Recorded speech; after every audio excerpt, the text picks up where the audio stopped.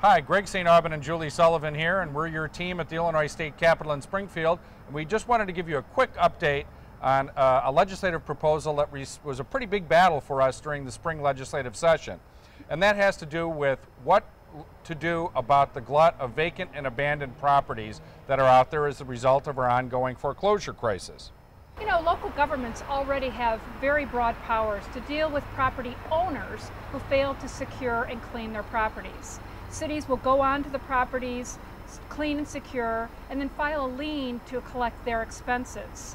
Now, the changes that they were sought this year, due to the glut of properties on the market and the fact that many owners are simply walking away from the properties, the change to then require the lenders to clean up and pay for those property costs. This obviously was a significant change in law and created a lot of concern among the lending lobby and all within the real estate industry. Now, the lending lobby obviously vigorously opposes this legislation, which would now make them responsible for cleaning up and securing all of these vacant and abandoned foreclosures. But the Illinois Association of Realtors opposed the bill too, because it essentially amounted to a big power grab by local governments. It would have given them vast powers to regulate and impose fees on all kinds of property, not just vacant and abandoned foreclosures. And we had a big private property rights problem with that.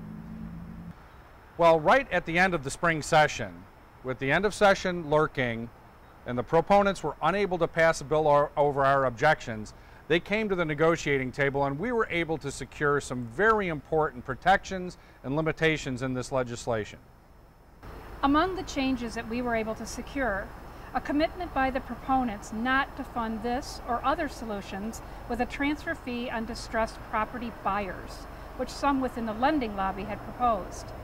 Local governments would have to show that a property is truly vacant and abandoned and in need of repair or enclosure. Property owners or lenders would be able to contest the city's finding that a property is vacant and abandoned. And importantly, it also included a sunset provision, which makes these temporary powers to deal with our current situation.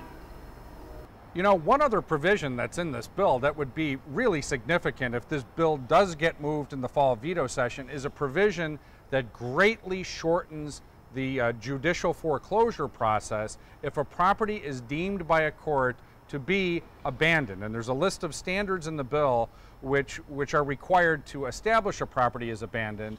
But if that provision goes into law, that will shorten the incredibly long period of time it takes to actually do a foreclosure. The average in Illinois now is 494 days to do a foreclosure. It would shorten that period down to just really within a few months if a property is declared abandoned, and that really might help us address the backlog of properties. As it turns out, the sponsors and proponents chose not to call the bill for a final vote prior to the end of the spring session, but we do expect this important issue to be back in the fall veto session when legislators return. And we'll certainly keep you posted of those developments.